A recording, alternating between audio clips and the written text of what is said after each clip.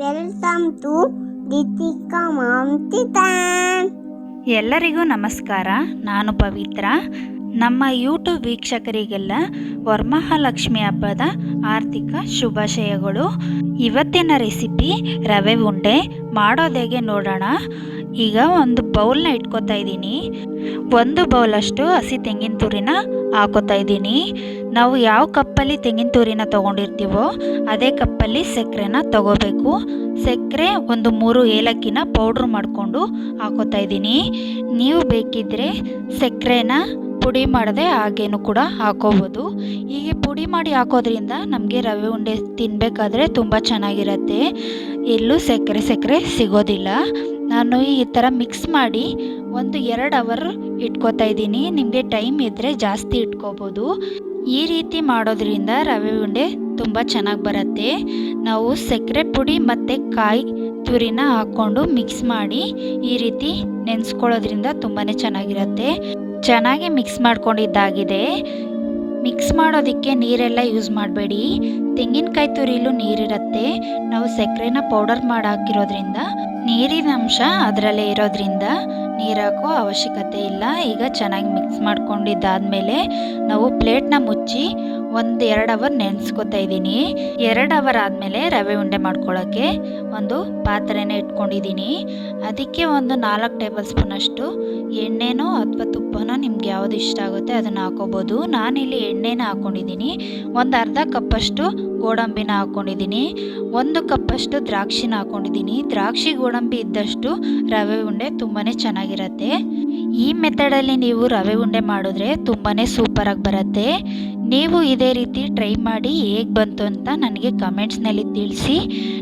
ನಾನು ರವೆ ಉಂಡೆನ ವರಮಹಾಲಕ್ಷ್ಮಿ ಹಬ್ಬಕ್ಕೆ ನೈವೇದ್ಯಕ್ಕೆ ಮಾಡ್ಕೋತಾ ಇದ್ದೀನಿ. ಈ ರೀತಿ ರವೆ ಉಂಡೆನ ಮಾಡಿಡೋದ್ರಿಂದ ತುಂಬಾ ಚೆನ್ನಾಗಿರತ್ತೆ. ಮನೆಯವರು ಇಷ್ಟಪಟ್ಟು ತಿಂತಾರೆ. ಮಕ್ಕಳಿಗೆಲ್ಲ ತುಂಬ ಇಷ್ಟ ಆಗುತ್ತೆ. ಇವಾಗ ನಾವು ಗೋಡಂಬಿ ದ್ರಾಕ್ಷಿನ ಫ್ರೈ ಮಾಡ್ಕೊಂಡಿದ್ದಾಗಿದೆ. ಚಿರೋಟಿ ರವೆನ ತೊಗೊಂಡಿದ್ದೀನಿ. ಚಿರೋಟಿ ರವೆನ 1 ಕಪ್ಪಷ್ಟು ಚಿರೋಟಿ ರವೆನ ತೊಗೊಂಡಿದ್ದೀನಿ. 1 ಕಪ್ಪು ಚಿರೋಟಿ ರವೆ, 1 ಕಪ್ ಹಸಿ ತೆಂಗಿನಕಾಯಿ ತುರಿ, 1 ಕಪ್ ಸಕ್ಕರೆನ 3 ಸಮ ಹಾಕ್ಕೊಂಡಿದ್ದೀನಿ. ಈ ರೀತಿ ಮಾಡೋದ್ರಿಂದ ನಿಮಗೆ ರವೆ ಉಂಡೆ ಪರ್ಫೆಕ್ಟಾಗಿ ಬರುತ್ತೆ. ಸ್ವೀಟ್ ಎಲ್ಲ ಕರೆಕ್ಟಾಗಿರುತ್ತೆ. ನೀವು ಇನ್ನೂ ತುಂಬ ಜಾಸ್ತಿ ಸ್ವೀಟ್ ತಿನ್ನೋರಾದರೆ ಹಾಕೋಬೋದು. ಆದರೆ ಇದೇ ರೀತಿ ಮಾಡಿಕೊಂಡ್ರೆ ತುಂಬಾ ಚೆನ್ನಾಗಿರುತ್ತೆ. ನಾನು ರವೆನ ತುಂಬ ಜಾಸ್ತಿ ಫ್ರೈ ಮಾಡ್ಕೊಳ್ಳೋದಕ್ಕೆ ಹೋಗಲ್ಲ. ಒಂದು 10 ನಿಮಿಷ ಮೀಡಿಯಮ್ ಫ್ಲೇಮಲ್ಲೇ ಇಟ್ಕೊಂಡು ಫ್ರೈ ಮಾಡ್ಕೋತಾ ಇದ್ದೀನಿ. ರವೆನ ಫ್ರೈ ಮಾಡಬೇಕಾದ್ರೆ ಒಂದೊಳ್ಳೆ ಪರಿಮಳ ಬರುತ್ತೆ. ಅಲ್ಲಿವರೆಗೂ ಫ್ರೈ ಮಾಡಿಕೊಂಡ್ರೆ ಸಾಕು. ತುಂಬ ಜಾಸ್ತಿ ಮಾಡ್ಕೊಳ್ಳೋ ಅವಶ್ಯಕತೆ ಇಲ್ಲ. ಈಗ ಇದು ಫ್ರೈ ಆಗಿದೆ. ಚೆನ್ನಾಗಿ ಇನ್ನೊಂದ್ಸಲಿ ಮಿಕ್ಸ್ ಮಾಡಿಕೊಂಡು ನಾನು ತೆಂಗಿನಕಾಯಿ ತುರಿ ಮತ್ತು ಸಕ್ಕರೆನ ನೆನೆಸಿಟ್ಕೊಂಡಿದ್ನಲ್ಲ ಅದನ್ನು ಸೇರಿಸ್ಕೊತಾ ಇದ್ದೀನಿ. 2 ಅವರ್ ಆದಮೇಲೆ ನಾನು ರವೆ ಉಂಡೆನ ಮಾಡ್ಕೋತಾ ಇದ್ದೀನಿ.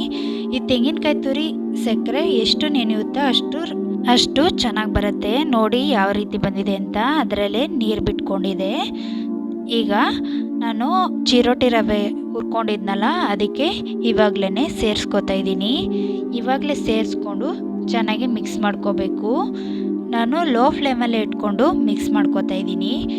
ನಿಮಗೆ ಯಾವುದಾದ್ರೂ ಇದೇ ರೀತಿ ಹೊಸ ರೆಸಿಪಿಗೆ ಏನಾದರೂ ಬೇಕಿದ್ದರೆ ನನಗೆ ಕಮೆಂಟ್ಸ್ನಲ್ಲಿ ತಿಳಿಸಿ. ಆದಷ್ಟು ಬೇಗ ಅದನ್ನು ಅಪ್ಲೋಡ್ ಮಾಡ್ತೀವಿ.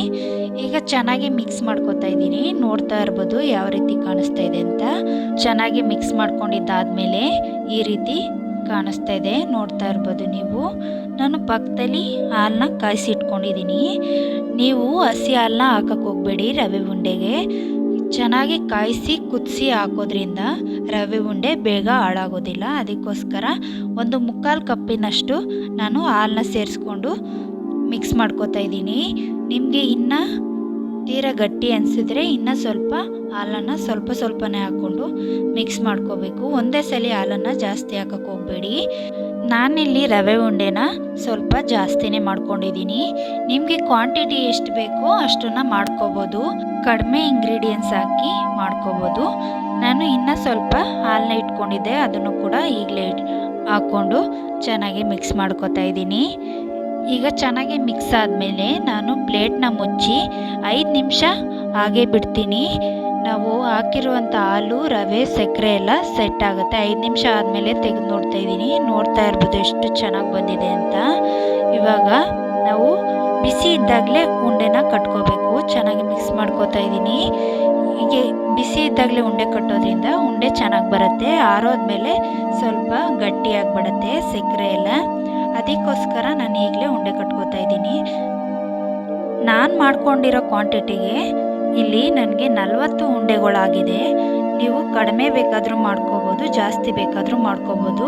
ರವೆ ಉಂಡೆ ಅಂತೂ ತುಂಬಾ ಚೆನ್ನಾಗಿ ಬಂದಿತ್ತು. ಇವಾಗ ನಾನು ಎಲ್ಲ ರವೆ ಉಂಡೆನೂ ಇದೇ ರೀತಿ ಕಟ್ಕೋತಾ ಇದ್ದೀನಿ. ನಮಗೆ ರವೆ ಉಂಡೆ ತಿನ್ನಬೇಕು ಅನ್ನಿಸ್ದಾಗೆಲ್ಲ ತುಂಬಾ ಕ್ವಿಕ್ಕಾಗೆ ಮಾಡ್ಕೋಬೋದು. ನಾನು ದ್ರಾಕ್ಷಿ ಗೋಡಂಬಿನ ತುಂಬ ಜಾಸ್ತಿನೇ ಹಾಕ್ಕೊಂಡಿದ್ದೀನಿ. ನಾವು ತಿನ್ನಬೇಕಾದ್ರೆ ಬಾಯಿಗೆ ಸಿಕ್ಕಿದ್ರೆ ತುಂಬಾ ಚೆನ್ನಾಗಿರತ್ತೆ. ಈಗ ರವೆ ಉಂಡೆ ರೆಡಿಯಾಗಿದೆ. ನಾನು ಪ್ಲೇಟ್ಗೆ ಸರ್ವ್ ಮಾಡ್ಕೋತಾ ಇದ್ದೀನಿ. ಈ ರೀತಿ ಮಾಡಿ ನಾವು ವರಮಹಾಲಕ್ಷ್ಮಿ ಹಬ್ಬಕ್ಕೆ ನೈವೇದ್ಯಕ್ಕಿಟ್ರೆ ತುಂಬಾ ಚೆನ್ನಾಗಿರತ್ತೆ. ಈ ವಿಡಿಯೋ ನಿಮಗೆ ಇಷ್ಟ ಆಗಿದ್ರೆ ಲೈಕ್ ಮಾಡಿ, ಶೇರ್ ಮಾಡಿ, ಸಬ್ಸ್ಕ್ರೈಬ್ ಮಾಡ್ಕೊಳ್ಳಿ. ನೆಕ್ಸ್ಟ್ ವಿಡಿಯೋದಲ್ಲಿ ಸಿಗ್ತೀನಿ. Thanks for watching.